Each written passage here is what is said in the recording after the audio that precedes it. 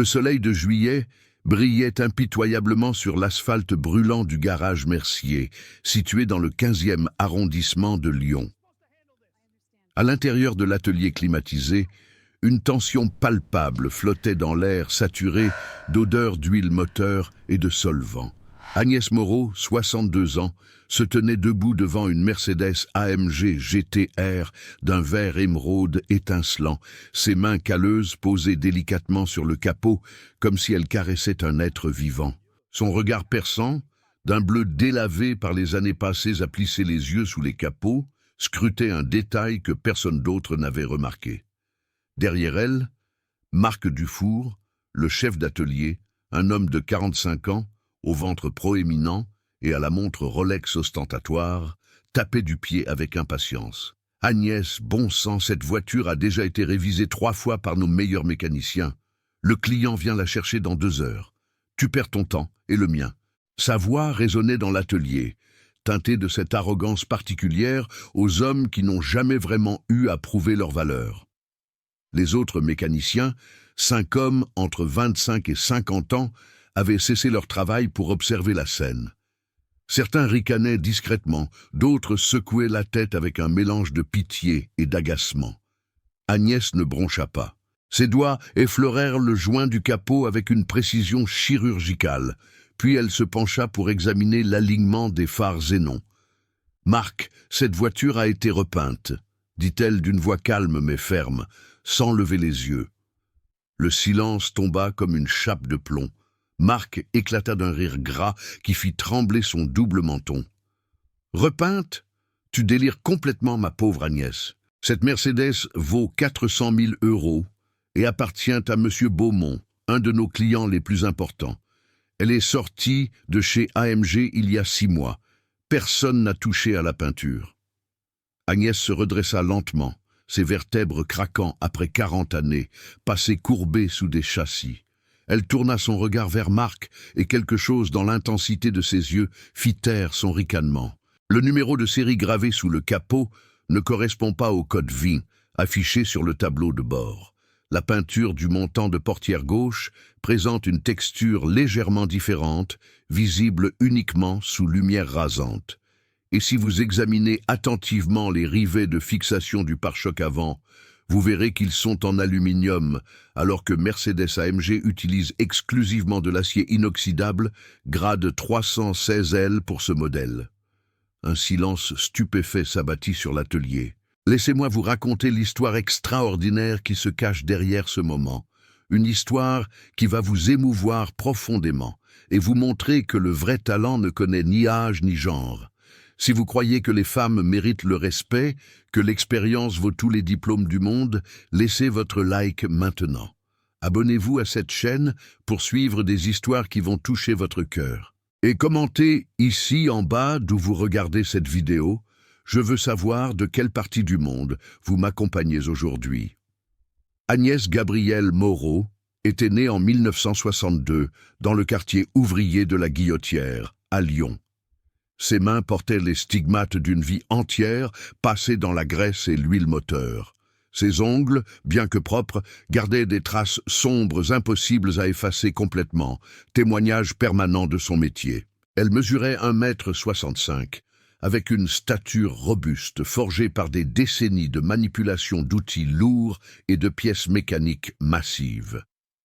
Ses cheveux grisâciés, autrefois d'un châtain lumineux, étaient tirés en un chignon serré qui dégageait un visage marqué par le temps, mais éclairé par une intelligence vive.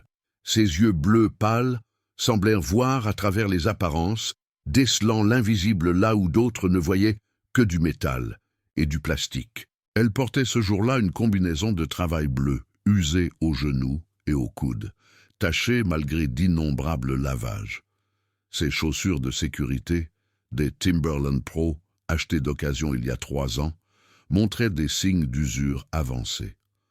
Au poignet gauche, elle portait l'unique bijou qu'elle possédait encore, une montre Seiko automatique offerte par son défunt mari pour leurs 25 ans de mariage. Veuve depuis 8 ans, Agnès vivait seule dans un petit appartement F2 de 50 mètres carrés dans le quartier de Vèze. Ses deux enfants, Mathieu et Sophie, avaient quitté Lyon depuis longtemps. Mathieu travaillait comme ingénieur informatique à Paris, Sophie était infirmière à Marseille. Il l'appelait une fois par semaine, le dimanche soir, conversation courte et polie où l'on échangeait des nouvelles sans vraiment se parler. Agnès ne leur en voulait pas. C'était la vie. Les enfants grandissent, s'envolent, construisent leur propre existence. Son histoire avec la mécanique avait commencé à l'âge de 7 ans, dans le garage mythique de son grand-père paternel, Édouard Moreau. Édouard était une légende dans le milieu automobile lyonnais des années 1950 et 1960. Ancien mécanicien de l'écurie Gordini, il avait travaillé sur les voitures qui couraient les 24 heures du Mans. Ses mains avaient touché les moteurs des Simca Gordini Type 15S, ces petites merveilles bleues qui défendaient les couleurs françaises contre les mastodontes britanniques et italiens. À une époque où les voitures de course n'avaient pas d'électronique, où chaque son du moteur racontait une histoire, où l'on réglait les carburateurs à l'oreille et diagnostiquait les problèmes en écoutant la symphonie mécanique sous le capot. Édouard avait refusé des offres mirobolantes de Ferrari, de Maserati, d'Aston Martin. « Je suis français, je reste en France », disait-il avec cette fierté simple des hommes de sa génération. Après sa carrière en course automobile, il avait ouvert son propre garage à Lyon, spécialisé dans les véhicules de prestige et les voitures anciennes. C'était un temple de la mécanique, un lieu où les passionnés venaient de toute l'Europe pour faire restaurer leurs trésors automobiles. La petite Agnès passait tous ses mercredis et samedis dans ce garage magique. Pendant que les autres fillettes jouaient à la poupée ou sautaient à la corde, elle apprenait à identifier les bruits d'un vilebrequin déséquilibré, à reconnaître l'odeur caractéristique d'un joint de culasse défectueux, à sentir sous ses doigts les vibrations anormales d'un arbre à cames usé. Édouard lui transmettait non seulement son savoir technique, mais aussi une philosophie. « Agnès, ma petite, une machine ne ment jamais. Les hommes mentent, les apparences trompent, mais une machine dit toujours la vérité à celui qui sait l'écouter. Chaque vis a sa place, chaque pièce a son rôle. Le désordre dans un moteur est comme le mensonge dans la vie. Tôt ou tard, tout s'effondre. » Elle avait tout appris de lui. Comment démonter un moteur V12 Ferrari sans perdre une seule vis? Comment identifier un faux numéro de châssis sur une Jaguar type E volée? Comment reconnaître le bruit particulier d'un roulement de roue qui va lâcher dans les prochains 200 km? Comment sentir, rien qu'en touchant une huile moteur entre le pouce et l'index, si elle contient des particules métalliques indiquant une usure anormale des segments de piston?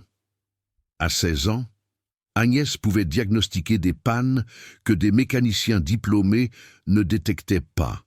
À 18 ans, elle restaurait seule des moteurs d'avant-guerre. À 20 ans, elle travaillait officiellement dans le garage de son grand-père, la seule femme mécanicienne de tout Lyon. Les clients venaient spécifiquement la voir, impressionnés par son expertise précoce et sa précision chirurgicale. Mais la vie a ses cruautés. En 1985, Édouard mourut d'une crise cardiaque massive, foudroyé à 68 ans alors qu'il travaillait sur une Delahaye 135 de 1938. Le garage fut vendu pour régler les dettes et les droits de succession. Agnès, qui venait de se marier avec Pierre Moreau, un instituteur doux et patient, décida de chercher un emploi dans un garage traditionnel. Ce fut le début de 40 années de combats silencieux contre le sexisme et le mépris. Dans tous les garages où elle postulait, on lui riait au nez. « Mécanique, c'est pas un métier de femme. Retourne faire la cuisine.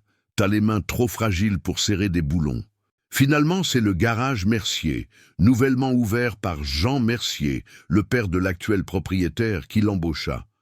Non par conviction féministe, mais par pure nécessité économique. Agnès acceptait un salaire inférieur de 30% à celui de ses collègues masculins. Pendant 40 ans, elle avait travaillé dans l'ombre. Jamais de promotion, jamais d'augmentation significative, jamais de reconnaissance officielle. Les clients, impressionnés par son travail, demandaient à féliciter le mécanicien qui s'était occupé de leur voiture et tombaient des nues quand on leur présentait une femme. Certains refusaient même de la payer, exigeant qu'un vrai mécanicien vérifie le travail. Pierre, son mari, avait été son roc pendant toutes ces années. Chaque soir, il l'écoutait raconter les humiliations quotidiennes, les remarques déplacées, les occasions manquées. Il la consolait, la soutenait, lui rappelait sa valeur. « Tu es meilleure qu'eux tous réunis, Agnès. Un jour, le monde entier le saura. » Mais ce jour n'était jamais venu. En 2016, Pierre mourut d'un cancer du pancréas après 8 mois d'agonie. Agnès se retrouva seule à 54 ans, avec une pension de réversion ridicule et un salaire de mécanique qui n'avait jamais suivi l'inflation. Elle continua à travailler, non par passion désormais, mais par nécessité pure. Il lui fallait tenir jusqu'à la retraite, prévue pour ses 67 ans, selon la nouvelle législation. 5 années encore à endurer. Ses journées commençaient à 5 heures du matin. Elle se levait, préparait un café noir qu'elle buvait debout devant sa fenêtre donnant sur la Saône. Elle mangeait 2 tartines de pain avec de la confiture maison, un des rares plaisirs qu'elle s'autorisait encore. Elle prenait le métro ligne D jusqu'à Gare de Vèze, puis le bus 19 jusqu'à l'arrêt Garage Mercier. Elle arrivait toujours la première, à 6h30, une demi-heure avant l'ouverture officielle. Elle utilisait ce temps pour boire un second café dans le vestiaire silencieux, se préparer mentalement à une nouvelle journée de mépris courtois et d'invisibilité professionnelle. Malgré tout, malgré la solitude, malgré l'injustice, malgré les années qui passaient sans reconnaissance, Agnès n'avait jamais perdu son savoir. Chaque nouvelle voiture qui entrait dans le garage était une énigme qu'elle déchiffrait. Chaque moteur était un livre ouvert qu'elle lisait avec la fluidité d'un professeur de littérature, analysant Balzac. Son expertise n'avait fait que s'affiner avec le temps, enrichie par l'expérience de milliers de véhicules, des plus modestes Citroën C3 aux plus luxueuses Bentley Continental. Marc Dufour était l'antithèse absolue d'Agnès Moreau. Né en 1979 dans le 16e arrondissement de Lyon, dans une famille aisée de médecins, il avait grandi dans le confort et le privilège. Son père, chirurgien orthopédique réputé, et sa mère, pharmacienne propriétaire de 3 officines, lui avaient offert une enfance dorée dans une maison avec piscine à Écully. Il avait fréquenté le lycée privé Saint-Marc, obtenu son baccalauréat avec mention, puis intégré une école d'ingénieur automobile à Paris, diplômé à 23 ans, avec des stages chez Renault et PSA Peugeot Citroën, il était revenu à Lyon, auréolé de certifications et de recommandations. Il aurait pu travailler n'importe où, mais son oncle maternel était associé avec la famille Mercier. Un coup de fil, un déjeuner au restaurant Paul Bocuse, et Marc était embauché comme chef d'atelier au garage Mercier à 26 ans, sans avoir jamais vraiment fait ses preuves sur le terrain. Physiquement, Marc était l'image de la réussite facile. 1,80 m, 95 kg, répartis inégalement entre une carrure encore athlétique héritée de sa jeunesse sportive et un ventre naissant dû au déjeuner d'affaires trop arrosé. Il portait des chemises Ralph Lauren rentrées dans des pantalons de marque, des chaussures italiennes à 1 000 € la paire qu'il évitait soigneusement de salir en restant loin des zones de travail. À son poignet brillait une Rolex Submariner en or et acier, cadeau de ses parents pour ses 40 ans. Il conduisait une BMW X5M compétition noire, stationnée ostensiblement à la meilleure place du parking du garage. Marc était intelligent. Il fallait le reconnaître. Il connaissait la théorie, comprenait les principes mécaniques, savait lire les schémas électroniques complexes des systèmes modernes. Mais il n'avait jamais eu cette connexion viscérale avec les machines que possédaient les vrais mécaniciens. Pour lui, une voiture était un assemblage de pièces répertoriées dans un manuel, pas un organisme vivant qui respirait, vibrait, communiquait. Son approche était purement analytique, cérébrale, détachée.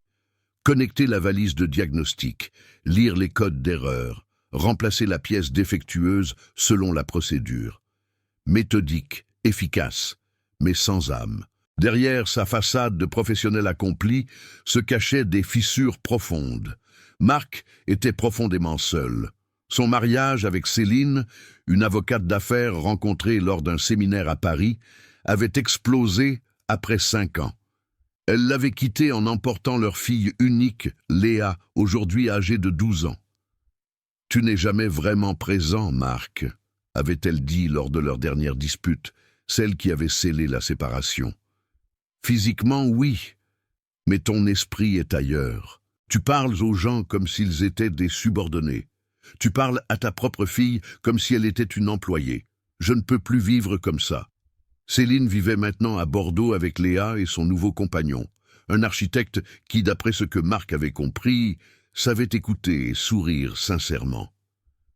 Marc voyait sa fille un week-end par mois et la moitié des vacances scolaires.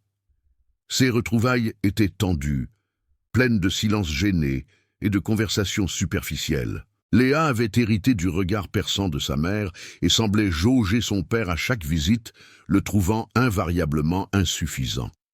Ses parents, déçus par son divorce, avaient pris leur distance.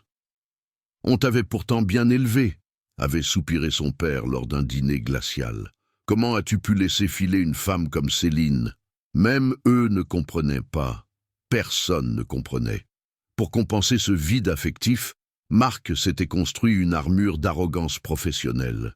Au garage, il était le chef incontesté, celui dont la parole faisait loi. Il avait développé un style de management autoritaire, cassant, fondé sur la crainte plus que sur le respect. Il interrompait les gens en pleine phrase, imposait ses décisions sans consultation, humiliait publiquement ceux qui osaient le contredire, et son mépris atteignait son apogée avec Agnès. Cette vieille femme, sans diplôme, sans certification officielle, qui prétendait comprendre les voitures modernes avec leurs systèmes électroniques complexes. Marc la considérait comme une relique du passé, une anomalie que la direction maintenait par pitié ou par crainte d'un procès pour discrimination. Elle devrait être à la retraite depuis longtemps, disait-il souvent aux autres mécaniciens. Elle ralentit toute l'équipe avec ses méthodes d'un autre âge et lui confiait systématiquement les tâches les plus ingrates. Vidange sur des Dacia poussiéreuses, changement de plaquettes de frein sur des Renault Clio usés, diagnostic sur des véhicules utilitaires sans intérêt. Jamais les voitures de prestige, jamais les clients importants, jamais les défis techniques intéressants. Son préjugé contre Agnès et contre les femmes en général était ancré profondément. Sa mère, brillante pharmacienne, avait toujours été distante, plus intéressée par son empire commercial que par son fils. Céline, son ex-femme, l'avait abandonné, selon sa version des faits. Léa le regardait avec cette déception silencieuse qui lui brisait le cœur sans qu'il comprenne pourquoi. Quelque part dans son inconscient, Marc avait associé les femmes à la douleur, au rejet, à l'incompréhension. Et cette généralisation toxique s'était étendue à son environnement professionnel. Le garage Mercier occupait un bâtiment moderne de 1200 mètres carrés dans la zone industrielle de Guerland, au sud de Lyon. Construit en 2010, il arborait une façade en verre et acier chromé, avec l'enseigne lumineuse visible depuis l'autoroute A7. À l'intérieur, 8 ponts élévateurs hydrauliques, Ravaglioli de dernière génération, permettaient de travailler simultanément sur autant de véhicules. L'atelier disposait de toutes les valises de diagnostic électronique haut de gamme, Bosch KTS, Launch X431, Autel Maxi 6. Un mur entier était consacré aux outils, rangés avec une précision militaire dans des armoires Stanley et Facom. L'air était maintenu à une température constante de 21 degrés grâce à un système de climatisation industrielle. Le sol, recouvert de dalles en résine époxy gris anthracite, était nettoyé quotidiennement. Les néons LED diffusaient une lumière blanche et froide qui éliminait toute zone d'ombre. C'était un espace fonctionnel, professionnel, mais étrangement impersonnel. Aucune trace de l'âme chaotique et chaleureuse des vieux garages.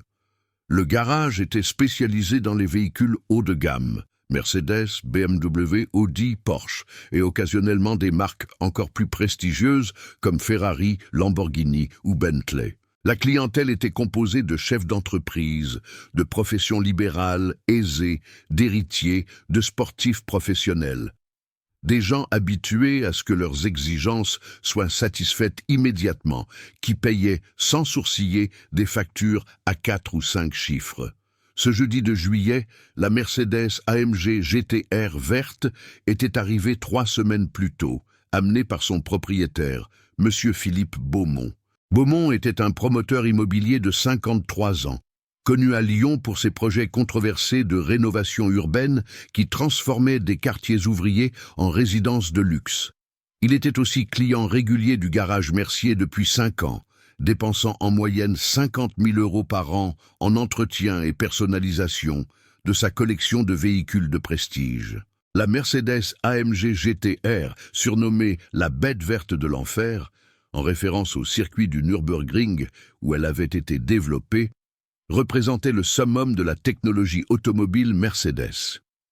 Moteur V8 biturbo de 4 litres développant 585 chevaux, couple de 700 Nm, 0 à 100 km/h en 3,6 secondes, vitesse maximale de 318 km/h. Prix catalogue, 422 000 €, options comprises. Beaumont l'avait acheté neuve en janvier et parcourait déjà 15 000 km, signe d'une utilisation intensive inhabituelle pour ce type de véhicule. Il l'avait amené au garage pour un bruit bizarre au niveau du train avant lors des virages serrés à haute vitesse, selon sa description. La voiture avait été confiée à Thomas, le mécanicien senior de l'équipe, 38 ans, 15 années d'expérience chez Mercedes, officiellement avant de rejoindre le garage Mercier.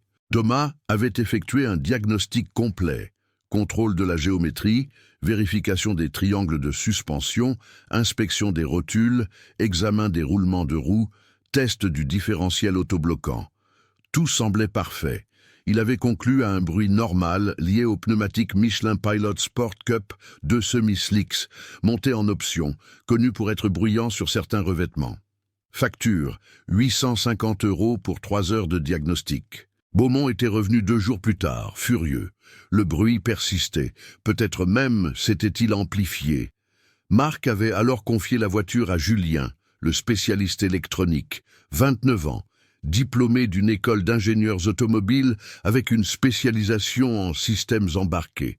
Julien avait connecté la valise de diagnostic, vérifié tous les capteurs, analysé les données du calculateur AMG, effectué des mises à jour logicielles. Il avait détecté un code d'erreur mineur concernant un capteur d'angle de braquage, l'avait remplacé.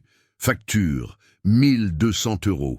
Beaumont était revenu 1 semaine plus tard, encore plus mécontent. Le bruit était toujours là. Marc, sous pression car Beaumont menaçait de partir chez la concurrence et de laisser des avis négatifs sur Internet, avait pris en charge personnellement le diagnostic. Il avait passé une journée entière sur la voiture, démontant partiellement le train avant, vérifiant chaque composant avec une attention maniaque. Il avait fini par remplacer les 2 amortisseurs avant par des pièces neuves d'origine AMG, importées d'Allemagne en express, coût des pièces 4 000 €, main-d'œuvre 1 500 €, facture totale 5 500 €. Beaumont devait venir chercher la voiture ce jeudi à 16 h. Il était maintenant 13h50. Marc était nerveux, irritable, conscient que sa réputation était en jeu. Si le bruit persistait encore, ce serait un désastre professionnel et financier. Et voilà qu'Agnès, cette vieille femme qu'il méprisait, osait suggérer que la voiture avait été repeinte, insinuant par là quelque chose de bien plus grave qu'un simple problème mécanique. L'atelier était maintenant totalement silencieux. Les 5 autres mécaniciens avaient abandonné leurs tâches respectives et observaient la scène avec une fascination morbide. Guillaume, le plus jeune à 23 ans, avait arrêté de changer les plaquettes de frein d'une Audi A4. Patrick et Dimitri, les jumeaux de 42 ans, spécialistes des boîtes de vitesse, s'étaient redressés dessous une BMW série 7. Karim, le carrossier, était sorti de sa cabine de peinture. Tous connaissaient Agnès. Tous avaient appris à respecter son expertise malgré l'atmosphère de mépris ambiant imposée par Marc. Marc dévisageait Agnès, ses joues rosissant de colère. « Tu accuses cette voiture d'être un faux ? Tu te rends compte de la gravité de ce que tu insinues ? Monsieur Beaumont va nous traîner en justice. Il va détruire la réputation de ce garage. » Sa voix montait dangereusement, résonnant contre les murs de l'atelier. Agnès ne scia pas. Elle croisa les bras sur sa poitrine, une posture qu'elle adoptait toujours quand elle devait tenir tête à quelqu'un. « Je n'accuse pas. Je constate. Cette voiture a été rafistolée après un accident grave où elle est un véhicule volé puis remis en état. Les incohérences sont trop nombreuses pour être accidentelles. » Marc ricana nerveusement. « Des incohérences ? Nous avons vérifié cette voiture millimètre par millimètre. Thomas, Julien et moi-même avons passé des dizaines d'heures dessus. Et maintenant tu arrives, toi qui n'as même jamais suivi de formation sur les véhicules modernes, et tu prétends avoir trouvé ce que 3 professionnels certifiés ont raté ?» Agnès soutint son regard sans faiblir. « La certification ne remplace pas l'observation. Voulez-vous que je vous montre ou préférez-vous continuer à me ridiculiser devant vos employés ?» Le défi était lancé. Marc hésita. Une part de lui voulait la renvoyer immédiatement, la faire taire, restaurer son autorité. Mais une autre part, plus rationnelle, calculait les risques.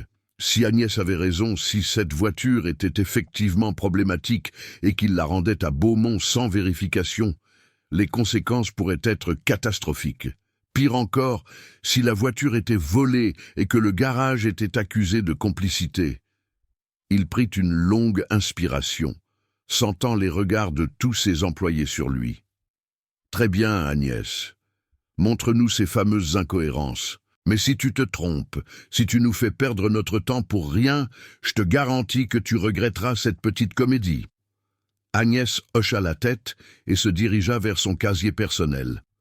Elle en sortit une lampe torche LED professionnelle Streamlight, un miroir télescopique d'inspection et une loupe de bijoutier qu'elle portait toujours dans sa poche de poitrine. Elle revint vers la Mercedes et fit signe aux autres de s'approcher. « Regardez d'abord ici, dit-elle en pointant le joint du capot avec son doigt. Voyez-vous cette légère irrégularité dans l'espace entre le capot et l'aile avant gauche? C'est 2 mm de plus que du côté droit. Sur une voiture de ce standing sortie d'usine il y a 6 mois, c'est impossible. Mercedes a des tolérances de montage inférieures au demi-millimètre. » Guillaume, le jeune mécanicien, se pencha pour observer. « Je vois effectivement une différence, mais ne pourrait-ce pas être dû à un ajustement lors d'un entretien précédent ?» Agnès secoua la tête. Le capot d'une AMG GT-R n'a aucune raison d'être démonté lors d'un entretien standard. Les points d'accès pour l'huile, le liquide de refroidissement, tous les fluides sont accessibles sans déposer le capot. Si ce capot a été démonté, c'est pour une intervention lourde. Accident ou modification structurelle. Elle se déplaça vers l'avant de la voiture et s'accroupit devant le pare-choc. Maintenant, regardez ces rivets de fixation. Elle pointa 4 rivets argentés qui fixaient le pare-choc à la structure. Prenez une voiture identique sur le parking, n'importe quelle AMG récente. Comparez les rivets. Patrick, un des jumeaux, sortit et revint 5 minutes plus tard. Il y a une AMG GLE 63 sur le parking client. J'ai regardé. Les rivets sont différents, plus sombres, plus mat. Agnès acquiesça. Mercedes AMG utilise de l'acier inoxydable grade 316L pour ses fixations structurelles sur tous les modèles depuis 2018. C'est légèrement plus sombre que l'aluminium. Ces rivets ici, elle tapota ceux de la GTR, sont en aluminium. Aluminium marine grade 5083, si je ne me trompe pas, utilisé communément en carrosserie, mais jamais par Mercedes pour des fixations structurelles sur des modèles de performance. Marc commençait à pâlir. Ça pourrait être une modification faite par un préparateur automobile privé. Beaumont a peut-être fait personnaliser sa voiture. Agnès se releva, fit le tour de la voiture et ouvrit le capot. Le moteur V8 biturbo reposait là, propre, chromé, magnifique. Elle sortit sa lampe torche et éclaira une petite plaque métallique fixée sur le longeron gauche. Voici le numéro de série gravé sur le châssis, WMG 1903. Elle lut les 17 caractères à voix haute. Puis elle se dirigea vers le côté conducteur, ouvrit la portière et regarda le montant de porte où se trouvait l'étiquette d'identification constructeur. Vigne sur l'étiquette, WMG 1905. Elle lut les chiffres. Silence total. Les numéros ne correspondaient pas. « Vous voyez, » dit Agnès calmement, « ces deux numéros devraient être identiques. L'un est gravé sur le châssis, l'autre est sur l'étiquette constructeur. S'ils diffèrent, c'est soit que l'étiquette a été remplacée, soit que le châssis a été modifié. Dans les deux cas, c'est une fraude majeure. » Marc était maintenant livide. Ses mains tremblaient légèrement. « Comment c'est possible? Cette voiture vient de chez AMG, Beaumont a tous les papiers, le certificat d'authenticité, tout. » Agnès ferma le capot doucement. Monsieur Beaumont a peut-être été lui-même trompé, ou alors... Elle laissa la phrase en suspens, mais tout le monde comprit l'insinuation. Elle retourna vers l'arrière de la voiture et s'accroupit près du montant de portière gauche. Avec sa lampe en lumière rasante, elle éclaira la peinture vert émeraude métallisée. Regardez la texture. Ici, sur le montant de portière, la peinture présente une granulométrie légèrement plus fine que sur le reste de la carrosserie. C'est subtil, presque invisible à l'œil nu sans lumière adaptée, mais c'est là. Cette zone a été repeinte, probablement pour masquer des réparations après un choc. Karim, le carrossier, s'approcha avec son propre éclairage professionnel. Après quelques secondes d'examen, il hocha la tête lentement. « Elle a raison. Je vois la différence. C'est du travail de pro, vraiment bien fait, mais c'est une repeinture. On voit aussi une très légère démarcation dans la couche de vernis, là. » Il traça une ligne invisible avec son doigt. Marc recula d'un pas, comme si la voiture était soudainement devenue radioactive. Il faut appeler la police. Si cette voiture est volée, si Beaumont est impliqué dans un trafic, mon Dieu, nous pourrions être accusés de recel. La tension dans l'atelier était palpable. Dimitri, l'autre jumeau, brisa le silence. Marc, avant d'appeler qui que ce soit, on devrait peut-être vérifier davantage. Si Agnès a raison sur tout ça, on doit documenter. Photos, relevés précis, des numéros de série, tout. Marc acquiesça faiblement, son arrogance envolée, remplacée par une peur viscérale des conséquences légales. « Oui, tu as raison. Guillaume, va chercher l'appareil photo professionnel dans mon bureau. Patrick, note tous les numéros que tu peux trouver sur cette voiture. » Il se tourna vers Agnès, et pour la première fois depuis des années, quelque chose qui ressemblait à du respect perçait dans son regard. « Agnès, qu'est-ce que tu proposes qu'on fasse ?» Agnès resta silencieuse un moment, réfléchissant. 40 années d'expérience lui avaient appris une chose. Quand quelque chose semble trop beau pour être vrai, c'est généralement le cas. Une Mercedes AMG GTR de 6 mois, avec des incohérences de fabrication aussi flagrantes, ne pouvait pas être un hasard. Je propose qu'on contacte discrètement le service antifraude de Mercedes-Benz France. Ils ont des bases de données de tous les véhicules volés. Ils peuvent vérifier les numéros de série et nous dire si cette voiture est légitime ou non. En attendant, on ne rend pas la voiture à Monsieur Beaumont. Marc passa une main tremblante dans ses cheveux. S'il est innocent, s'il a vraiment acheté cette voiture en pensant qu'elle était légitime, il va nous massacrer juridiquement pour rétention abusive de véhicules. Agnès le regarda droit dans les yeux. Et s'il est coupable, ou s'il sait que cette voiture est frauduleuse, nous rendre complices en la lui rendant nous coûtera bien plus cher qu'un procès pour rétention. Marc, tu le sais aussi bien que moi. La vérité de cette affirmation était indéniable. Marc sortit son téléphone portable de sa poche, chercha le numéro du service client professionnel Mercedes-Benz France et composa. La conversation dura 15 minutes. Marc expliqua la situation, donna les 2 numéros de série différents, décrivit les anomalies constatées. À l'autre bout du fil, On lui demanda de patienter. 5 minutes passèrent, interminables. Puis la voix revint, grave et inquiète. Marc écouta, son visage perdant toute couleur. Il raccrocha lentement. La voiture, avec le numéro de châssis gravé WMG 1903, a été déclarée volée il y a 4 mois en Allemagne. Elle appartenait à un collectionneur de Stuttgart. Volée dans son garage sécurisé probablement par des professionnels. Valeur assurée, 450 000 €. Le silence qui suivit était assourdissant. La voiture avec le vin de l'étiquette, WMG 1905, existe bien et est enregistrée en France.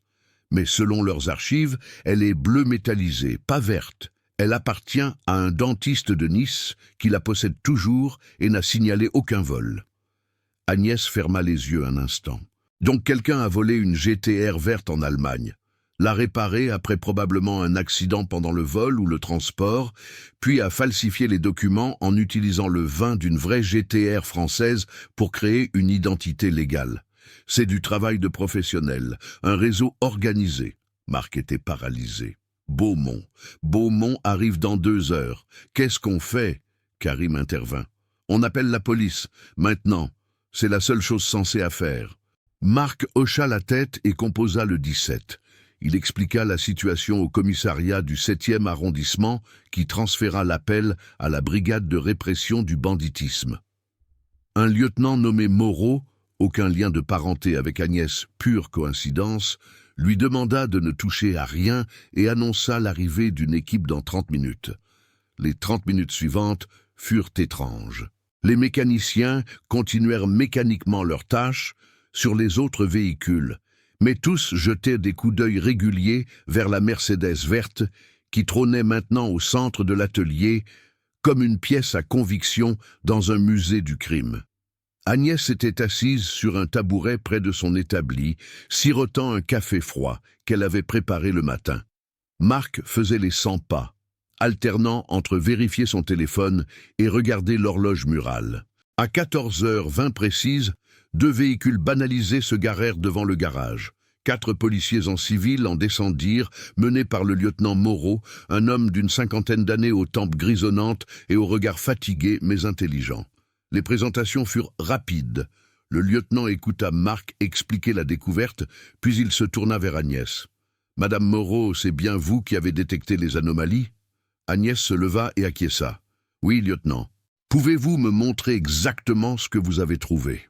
Pendant 20 minutes, Agnès répéta sa démonstration, pointant chaque incohérence avec la précision d'un médecin légiste décrivant une autopsie. Le lieutenant Moreau prenait des notes, photographiait, hochait la tête. Finalement, il se redressa et regarda Agnès avec une admiration non dissimulée. « Madame, votre œil est exceptionnel. Nous cherchons ce réseau depuis 8 mois. 15 véhicules de luxe volés en Allemagne, Suisse et Italie, tous miraculeusement réapparus en France avec des papiers en règle. Nous savions qu'il y avait falsification, mais nous n'arrivions jamais à prouver quoi que ce soit. Les faux sont trop bons. Vous venez peut-être de nous donner la clé pour démanteler tout le réseau. » Un de ses collègues intervint. « Lieutenant, on fait quoi pour le propriétaire actuel, ce Beaumont? Il arrive dans moins de 2 heures. » Le lieutenant Moreau sourit froidement. On l'attend, très curieux de voir sa réaction quand on lui annoncera que sa belle voiture est volée. Soit il est complice et on le cueille, soit il est victime et il va nous mener à celui qui la lui a vendue. Il se tourna vers Marc. Vous l'appelez, vous lui dites que la voiture est prête. Vous ne mentionnez rien des problèmes. Comportement absolument normal. On installe une équipe de surveillance discrète. Quand il arrive, on intervient. Marc, tremblant légèrement, composa le numéro de Beaumont. « Monsieur Beaumont, Marc Dufour du garage Mercier. Juste pour vous confirmer que votre AMG est prête. Le problème est résolu.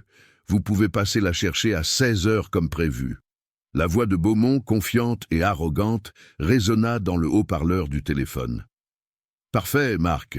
Elle a intérêt à être impeccable cette fois. Sinon, je vous traîne en justice. À tout à l'heure. » La communication se coupa. Le lieutenant Moreau fit un signe à ses collègues. On se déploie, 2 à l'intérieur du garage, discrets, 2 à l'extérieur dans les voitures. Mademoiselle Moreau, il sourit en prononçant le nom identique. J'aimerais que vous restiez également. Votre témoignage sera crucial. Les 2 heures suivantes passèrent avec une lenteur exaspérante. Les policiers s'étaient fondus dans le décor, 2 d'entre eux prétendant être des clients, attendant la réparation de leur véhicule, installés dans la salle d'attente climatisée avec vue sur l'atelier. Les mécaniciens avaient repris leur travail, mais l'atmosphère était électrique. À 15h55, une BMW X6M noire aux vitres teintées se gara devant l'entrée principale. Philippe Beaumont en descendit, impeccable dans un costume 3 pièces bleu marine, Hugo Boss, ses chaussures Church's brillant sous le soleil de juillet. Il portait des lunettes de soleil Cartier et une montre Patek Philippe qui valait probablement plus que le salaire annuel d'Agnès. Il entra dans le garage avec l'assurance des hommes habitués à ce que le monde se plie à leurs désirs. « Marc, j'espère que cette fois, le travail est à la hauteur. » Sa voix résonnait, autoritaire et impatiente. Marc s'avança, s'efforçant de paraître naturel, malgré la sueur qui perlait sur son front. « Monsieur Beaumont, bienvenue. Votre voiture est juste ici. » Il désigna la Mercedes verte. Beaumont s'approcha de son véhicule, en fit le tour avec l'œil critique d'un propriétaire tatillon. Il passa sa main sur le capot, vérifia l'alignement des panneaux, inspecta les pneus. Elle a l'air correcte. Vous avez fait quoi exactement? Marc se lança dans une explication technique des amortisseurs changés, des vérifications effectuées. Beaumont l'écoutait d'une oreille distraite, sortant déjà sa carte bancaire. C'est à ce moment que le lieutenant Moreau sortit de la salle d'attente, suivi de ses 3 collègues. Monsieur Philippe Beaumont. La transformation de Beaumont fut instantanée. Son visage, bronzé et confiant il y a une seconde, devint d'une pâleur cireuse. Ses yeux s'écarquillèrent derrière ses lunettes de soleil qu'il retira machinalement. « Qui êtes-vous » Le lieutenant Moreau sortit sa carte de police. « Lieutenant Moreau, brigade de répression du banditisme. J'ai quelques questions concernant cette Mercedes AMG GTR immatriculée à votre nom. » Beaumont recula d'un pas, son dos heurtant la portière de la voiture. « Il y a un problème. Mes papiers sont en règle. J'ai tout acheté légalement. » « Vraiment ?» Le lieutenant contourna la voiture, ouvrit le capot sans demander permission. « Pouvez-vous m'expliquer pourquoi le numéro de châssis gravé ici ne correspond pas au 20 de vos documents ?» Beaumont se figea complètement. Ses mains commencèrent à trembler. « Je ne comprends pas. J'ai acheté cette voiture chez un concessionnaire agréé, Mercedes-Benz Lyon Prestige. Ils m'ont tout garanti. » Le lieutenant referma le capot et regarda Beaumont droit dans les yeux. « Mercedes-Benz Lyon Prestige n'existe pas, monsieur Beaumont. Il n'y a que Mercedes-Benz Lyon, et quand j'ai vérifié auprès d'eux, ils n'ont aucune trace de la vente d'une AMG GTR verte à votre nom cette année. » Le monde de Beaumont s'effondrait visiblement. Il s'appuya contre la voiture pour ne pas tomber. « Mais j'ai payé. J'ai versé 400 000 €. J'ai rencontré le vendeur, Monsieur Petit. Il m'a montré le showroom, les papiers. Tout était... » Sa voix se brisa. « Monsieur Petit, dites-vous, pouvez-vous décrire cette personne ?» Beaumont, maintenant au bord des larmes, décrivit un homme d'une 40aine d'années. Cheveux poivre et sel, costume impeccable, accent du sud de la France. Le lieutenant échangea un regard entendu avec ses collègues. Alexandre Petit, alias le Caméléon. Nous le cherchons depuis 2 ans. Spécialiste de la vente de véhicules de luxe volés avec de faux papiers.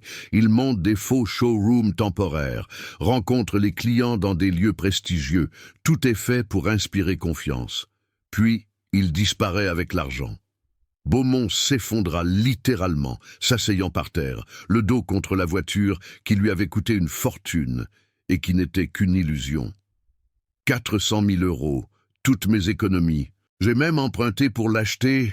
Le lieutenant, malgré la dureté de son métier, sembla ému par la détresse sincère de l'homme. « Monsieur Beaumont, Vous allez devoir nous suivre au commissariat pour déposer une plainte officielle et nous donner tous les détails de cette transaction. Cette voiture est saisie comme pièce à conviction. Si votre histoire se confirme, vous êtes victime, pas coupable. Mais nous devons vérifier. 2 policiers aidèrent Beaumont à se relever et le guidèrent vers une des voitures banalisées. Il partait avec le regard vide d'un homme qui vient de perdre tout ce qu'il croyait avoir. Le lieutenant Moreau se tourna vers Agnès, qui avait observé toute la scène depuis son établi. « Madame Moreau, sans vous, cet homme aurait conduit une voiture volée pendant des mois, peut-être des années, avant qu'on ne découvre la vérité. Pire encore, le réseau aurait continué ses opérations. Vous venez de nous donner un coup de chance inestimable. » Il sortit une carte de visite de sa poche. « Si vous repérez d'autres anomalies sur des véhicules, n'hésitez pas à me contacter directement. Votre expertise pourrait nous être très précieuse. » Agnès prit la carte et la glissa dans sa poche de combinaison. « Je fais juste mon travail, lieutenant. »« Non, madame, vous faites bien plus que ça. » Il salua et partit, laissant une équipe technique pour inspecter la Mercedes et la faire remorquer vers un garage sécurisé de la police. Lorsque les policiers furent partis avec la Mercedes et Beaumont, un silence pesant tomba sur le garage Mercier. Les mécaniciens échangeaient des regards incrédules, encore sous le choc de ce qu'ils venaient de vivre. Guillaume fut le premier à briser le silence. « Agnès, comment tu as su ? Comment tu as vu ce que nous tous, avec nos formations, nos diplômes, nos équipements modernes, n'avons pas vu ?» Agnès haussa les épaules avec modestie. « L'expérience. Quand on passe 40 ans à regarder des voitures, on développe un instinct. Quelque chose ne collait pas, c'est tout. Cette voiture était trop parfaite et pas assez en même temps. » Marc, qui était resté silencieux depuis le départ de la police, s'approcha lentement d'Agnès. Son visage montrait un mélange complexe d'émotions, honte, respect, confusion. « Agnès, je... » Il s'interrompit, cherchant ses mots. « Je te dois des excuses. Depuis des années, je t'ai traité comme si tu ne valais rien. Comme si ton expérience ne comptait pas. Et aujourd'hui, tu nous as tous sauvés. Si tu n'avais pas repéré ces anomalies, si nous avions rendu cette voiture à Beaumont, le garage aurait pu être impliqué dans une affaire de recel. Notre réputation aurait été détruite. Nous aurions peut-être fermé. » Agnès le regarda calmement, sans triomphe dans les yeux, juste une lassitude profonde. « Marc, je ne t'ai pas fait ça pour te sauver toi ou le garage. Je l'ai fait parce que c'était la bonne chose à faire. Une machine ne ment jamais. C'est ce que mon grand-père m'a appris. Cette voiture mentait. Je ne pouvais pas laisser ce mensonge circuler. » Marc hocha la tête, les yeux humides. « Je sais, et ça rend mon comportement encore plus impardonnable. » Il prit une profonde inspiration. « À partir d'aujourd'hui, les choses vont changer ici. Je vais changer. » Il se tourna vers les autres mécaniciens. « Nous travaillons tous ensemble. Chacun a quelque chose à apporter. Les diplômes ne sont rien sans l'expérience. Et l'expérience ne vaut rien sans l'humilité de continuer à apprendre. » Karim applaudit lentement, bientôt rejoint par les autres. Agnès sentit quelque chose se desserrer dans sa poitrine, une tension qu'elle portait depuis si longtemps qu'elle avait oublié qu'elle était là.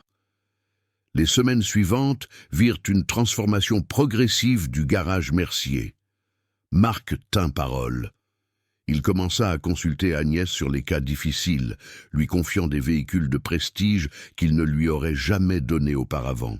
Il organisait des réunions d'équipe où chacun pouvait partager ses observations, ses idées, sans crainte d'être ridiculisé. Il arrêta ses comportements autoritaires, écoutant vraiment quand les gens parlaient. L'enquête policière progressait. Le lieutenant Moreau tenait Agnès informée, reconnaissant dans sa découverte initiale. Le réseau de trafic de voitures de luxe était vaste, international. Ils avaient identifié 12 complices, 3 garages clandestins de modification où les voitures volées étaient réparées et leurs identités falsifiées. Alexandre Petit, le caméléon, restait insaisissable, probablement déjà à l'étranger. Mais 15 véhicules volés avaient été récupérés grâce à l'investigation déclenchée par la découverte d'Agnès. 15 familles récupéraient leurs biens. 15 escrocs étaient identifiés et en cours d'arrestation. Philippe Beaumont, après avoir été disculpé de toute complicité, avait porté plainte contre X et coopérait pleinement avec la police.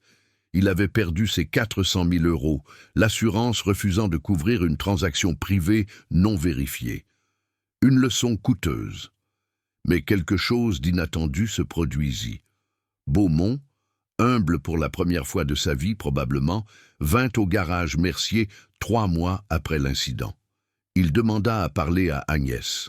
Ils s'installèrent dans le petit bureau vitré qui donnait sur l'atelier. Beaumont, vêtu cette fois d'un jean et d'un pull simple, avait vieilli.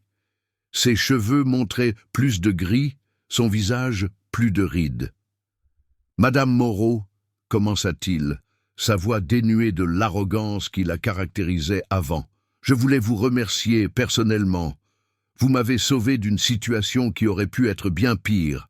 Si j'avais continué à conduire cette voiture, si elle avait été impliquée dans un accident, si la police m'avait arrêté avec un véhicule volé, ma vie aurait été ruinée. Ma réputation, mon entreprise, tout. » Agnès hocha la tête silencieusement. « Mais au-delà de ça, » continua Beaumont, « vous m'avez donné une leçon d'humilité dont j'avais terriblement besoin. J'ai passé ma vie à juger les gens sur leur apparence, leur statut, leur richesse. Vous, une mécanicienne que j'aurais probablement ignorée ou méprisée avant, vous m'avez montré que la vraie valeur d'une personne ne se mesure pas à ce qu'elle possède, mais à ce qu'elle sait, à ce qu'elle est capable de faire. » Il sortit une enveloppe de sa veste et la posa sur le bureau. « Je ne peux pas récupérer mes 400 000 €. Cet argent est perdu, mais j'ai encore ma maison, mon entreprise, ma dignité grâce à vous. Ceci est un petit témoignage de ma gratitude. » Agnès ouvrit l'enveloppe. À l'intérieur se trouvait un chèque de 50 000 €. Elle le regarda longuement, puis le reposa doucement sur le bureau. « Monsieur Beaumont, je ne peux pas accepter cet argent. » Beaumont sembla décontenancé. « Mais pourquoi? Vous le méritez amplement. » Agnès sourit tristement. « Si j'accepte cet argent, je deviens ce que je combats depuis 40 ans. Quelqu'un qui fait les choses pour une récompense financière plutôt que parce que c'est juste. J'ai fait mon travail, un travail que je fais depuis des décennies et pour lequel je suis payé, certes modestement, mais payé quand même. » Beaumont insista. « Alors, laissez-moi faire quelque chose pour vous. Dites-moi ce qui vous ferait vraiment plaisir, ce dont vous avez vraiment besoin. » Agnès réfléchit un long moment. Puis une idée germa dans son esprit, une idée qui aurait rendu son grand-père Édouard si fier. « Il y a une chose. Les jeunes aujourd'hui, surtout les jeunes filles, n'ont pas accès à l'apprentissage de la mécanique comme je l'ai eu. Les formations coûtent cher, les stages sont difficiles à trouver et le sexisme dans le milieu décourage beaucoup de vocations. Si vous voulez vraiment faire quelque chose, aidez-moi à créer un programme d'apprentissage gratuit pour les jeunes défavorisés, garçons et filles, qui veulent apprendre la mécanique. » Les yeux de Beaumont s'illuminèrent. Une fondation, une école. Je peux faire ça, je vais faire ça. Et il tint parole. 2 ans passèrent comme dans un rêve. La fondation Édouard Moreau, nommée en l'honneur du grand-père d'Agnès, ouvrit ses portes dans un ancien entrepôt rénové du quartier de Gerland. Beaumont avait investi 200 000 € de son argent personnel, transformant le lieu en un atelier de formation moderne, équipé de matériel professionnel. Le programme offrait des formations gratuites de 6 mois en mécanique automobile, carrosserie et électronique, embarquées pour des jeunes de 16 à 25 ans issus de milieux défavorisés. La sélection se faisait uniquement sur la motivation, pas sur les diplômes ou les notes scolaires. Agnès avait pris sa retraite du garage Mercier à 64 ans, 2 ans avant l'âge légal, grâce à un arrangement généreux négocié par Marc qui avait plaidé sa cause auprès de la direction. Elle consacrait maintenant 4 jours par semaine à la fondation, transmettant son savoir à une nouvelle génération. La première promotion comptait 24 élèves, 12 garçons, 12 filles. Parmi eux, Yasmine, 19 ans, ancienne SDF qui dormait dans sa voiture.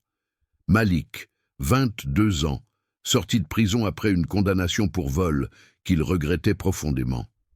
Sofia, 17 ans, réfugiée syrienne qui avait appris la mécanique en regardant son père réparer les ambulances pendant la guerre. Kevin, 20 ans, dyslexique sévère qui avait abandonné l'école à 15 ans mais possédait une intuition mécanique extraordinaire. Agnès leur enseignait tout ce qu'Édouard lui avait enseigné. Pas seulement la technique, mais la philosophie. Une machine ne ment jamais, répétait-elle souvent, reprenant les mots de son grand-père. Les hommes mentent, les apparences trompent, mais une machine dit toujours la vérité à celui qui sait l'écouter. Marc Dufour était transformé. Son divorce, sa séparation d'avec sa fille, son arrogance professionnelle, tout cela l'avait mené au bord du gouffre. La leçon d'humilité donnée par Agnès avait été un électrochoc salvateur. Il avait suivi une thérapie, travaillé sur ses problèmes de communication, reconstruit lentement sa relation avec Léa qui, maintenant âgée de 14 ans, acceptait de passer un week-end sur 2 avec lui. Il était devenu un vrai leader au garage, respecté plutôt que craint, créant une ambiance de travail collaborative où l'expertise de chacun était valorisée. Il visitait régulièrement la fondation, donnant des cours sur les systèmes électroniques modernes, apportant son savoir académique en complément de l'expérience pratique d'Agnès. Entre eux, s'était développé un respect mutuel profond, presque une amitié improbable née de l'adversité. Le garage Mercier lui-même prospérait.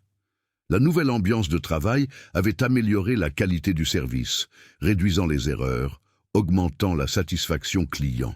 Le bouche à oreille avait attiré une nouvelle clientèle, des gens qui appréciaient l'authenticité et l'expertise plutôt que simplement le standing. Guillaume, le jeune mécanicien, était devenu le protégé d'Agnès avant son départ. Il poursuivait maintenant son héritage au garage, apportant la même attention minutieuse aux détails, le même respect pour les machines. L'histoire d'Agnès et de la Mercedes volée avait fait le tour du milieu automobile lyonnais, puis français.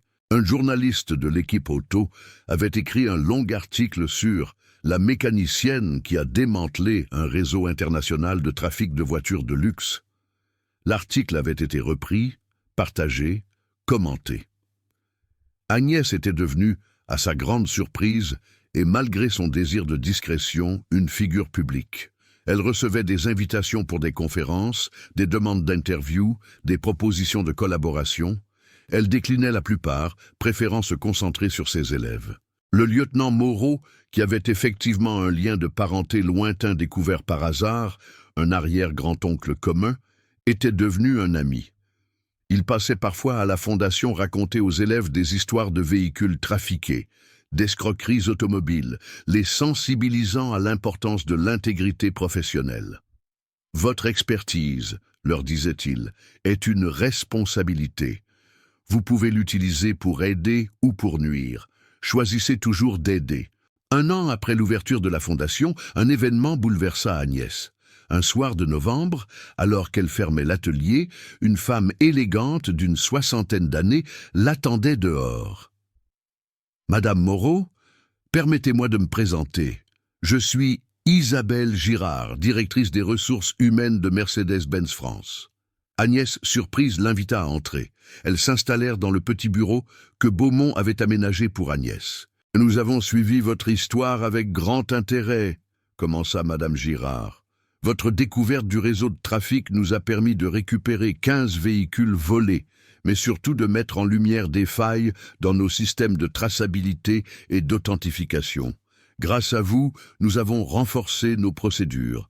Nous avons également été impressionnés par votre fondation. Ce que vous faites ici, former la nouvelle génération, transmettre non seulement la technique, mais aussi l'éthique, c'est exactement ce dont l'industrie automobile a besoin. » Elle sortit un dossier de son attaché-case. Mercedes-Benz France souhaite devenir partenaire officiel de la Fondation Édouard Moreau. Nous proposons un financement annuel de 500 000 €, la fourniture de véhicules et de pièces pour la formation, et l'accès à nos centres de formation pour des stages professionnels pour vos diplômés. Agnès resta sans voix. 500 000 €. C'était C'était inimaginable. Nous voudrions également, continua Madame Girard, vous nommer conseillère technique honoraire de Mercedes-Benz France. Un rôle consultatif, rémunéré bien sûr, où vous nous aideriez à former nos propres mécaniciens et à améliorer nos procédures de détection de fraude. Agnès sentit les larmes monter. 40 années de lutte, de mépris, d'invisibilité. Et maintenant, ça. Je ne sais pas quoi dire, murmura-t-elle. Dites oui, sourit Madame Girard, et acceptez que parfois la justice arrive tard, mais elle arrive. La cérémonie de signature du partenariat eut lieu 3 mois plus tard, en février, dans le showroom principal de Mercedes-Benz Lyon. 200 personnes étaient présentes, professionnels de l'automobile, élus locaux, journalistes, les 24 élèves de la fondation en tenue de cérémonie. Agnès portait ce jour-là une robe simple mais élégante que Sophie, sa fille, l'avait aidée à choisir. Mathieu et Sophie étaient venus de Paris et Marseille, leurs propres familles avec eux. Les petits-enfants d'Agnès, qu'elle voyait trop rarement, la regardaient avec des yeux émerveillés, découvrant que leur grand-mère, qu'ils pensaient ordinaire, était en fait une héroïne. Philippe Beaumont était là, accompagné de sa nouvelle compagne, une enseignante qu'il avait rencontrée lors d'une conférence sur l'éducation. Il avait radicalement changé son mode de vie, vendant sa BMW ostentatoire pour une hybride modeste, investissant désormais son argent dans des projets sociaux plutôt que dans des symboles de statut. Marc Dufour était présent avec Léa, qui, à 14 ans, avait demandé à faire un stage d'observation à la fondation pendant les vacances. « Papa, avait-elle dit, je veux apprendre ce qu'Agnès sait, pas forcément la mécanique, mais comment être quelqu'un d'aussi bien qu'elle. » Marc en avait pleuré de fierté. Le lieutenant Moreau, en uniforme de cérémonie, représentait la police nationale. Grâce au travail initié par la découverte d'Agnès, 23 membres du réseau de trafic avaient été arrêtés. Alexandre Petit, le caméléon, avait finalement été interpellé à Madrid 3 semaines plus tôt. Le réseau était démantelé. Sur l'estrade, le directeur général de Mercedes-Benz France prononçait un discours vibrant. L'excellence technique ne suffit pas.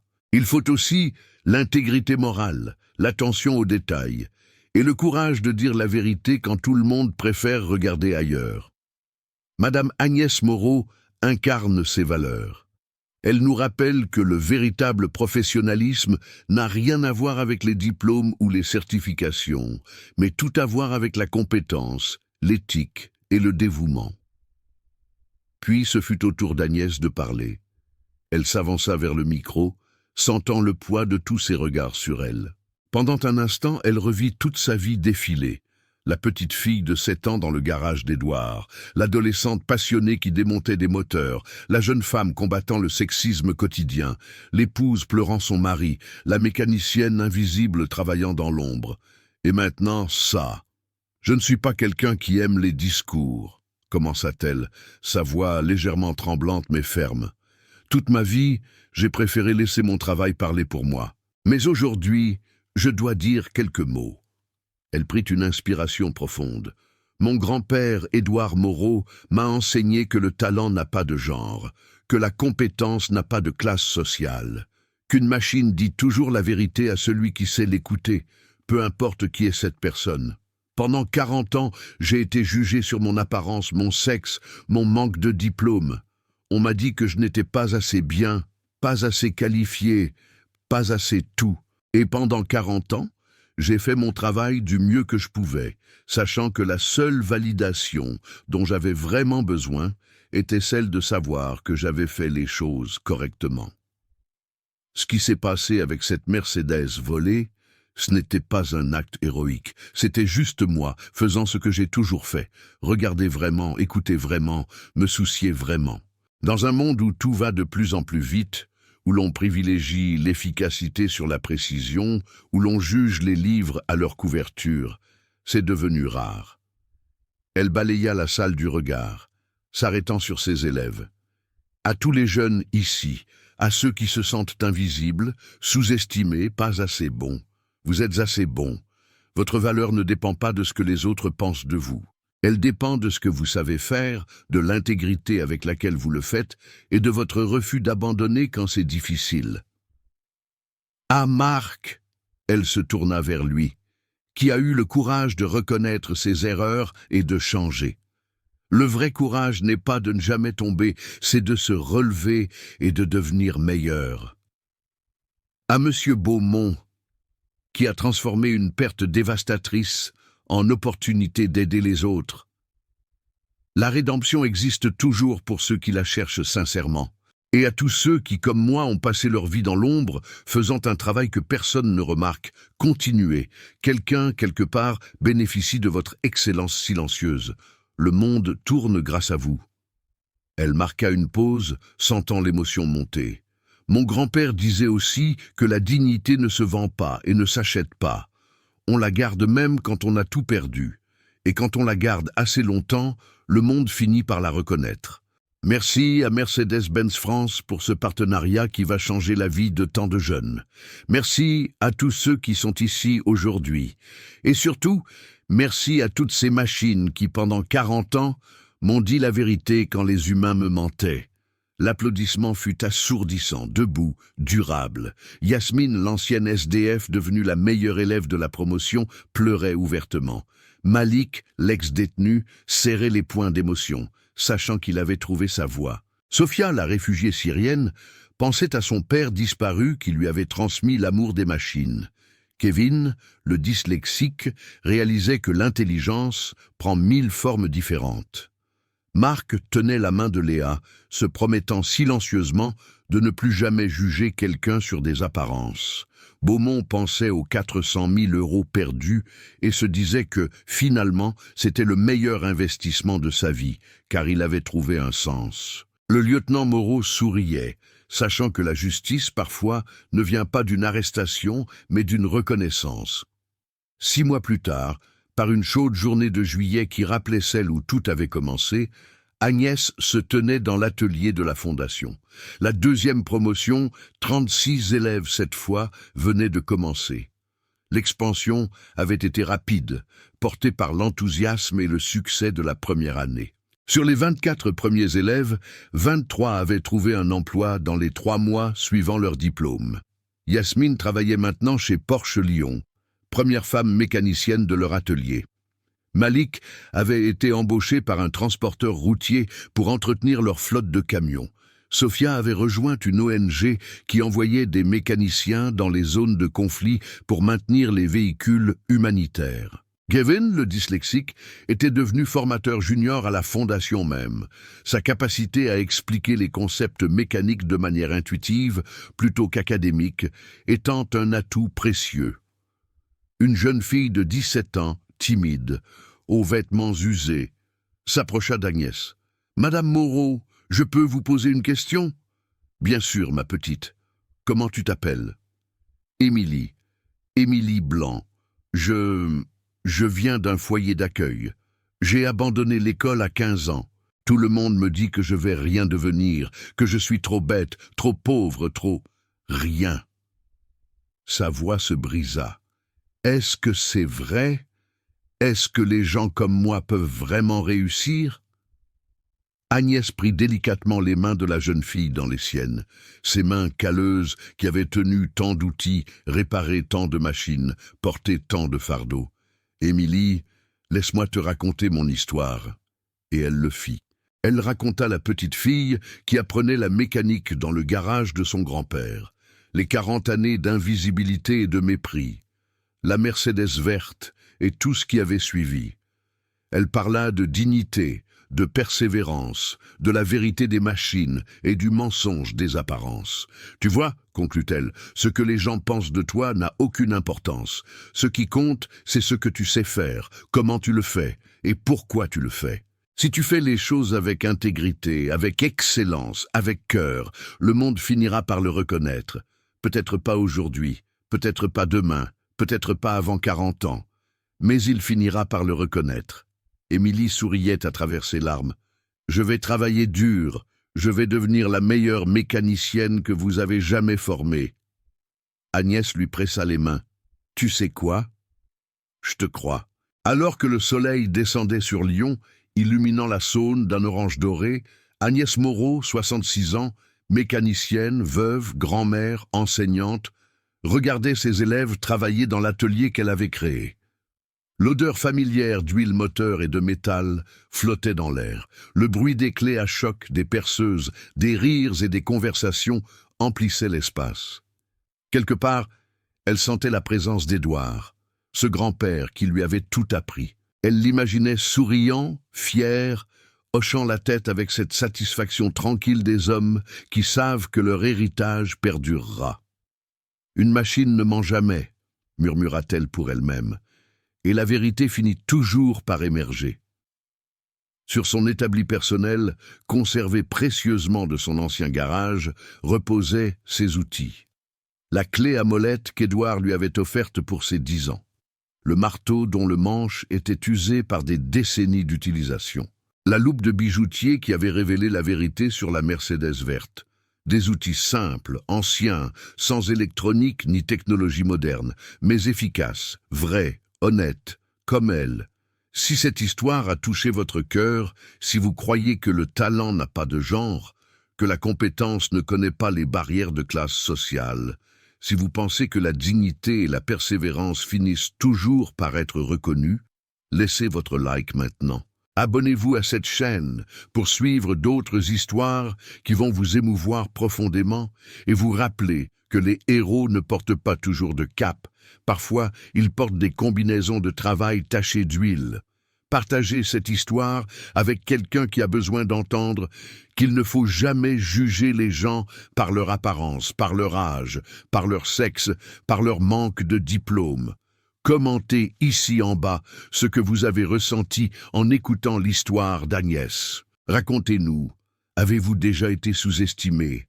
Avez-vous déjà été jugé injustement? Votre histoire peut inspirer d'autres personnes qui traversent les mêmes épreuves. Activez la cloche de notification pour ne pas manquer les prochaines histoires qui vont vous faire réfléchir sur la vraie valeur des êtres humains, au-delà de ce que le monde voit. Et souvenez-vous toujours, la vraie richesse n'est pas dans ce que vous possédez, mais dans ce que vous savez, dans ce que vous faites et dans l'impact positif que vous avez sur les autres. Comme Agnès l'a prouvé, un seul instant d'expertise appliquée avec intégrité peut changer des vies, démanteler des réseaux criminels et inspirer toute une génération.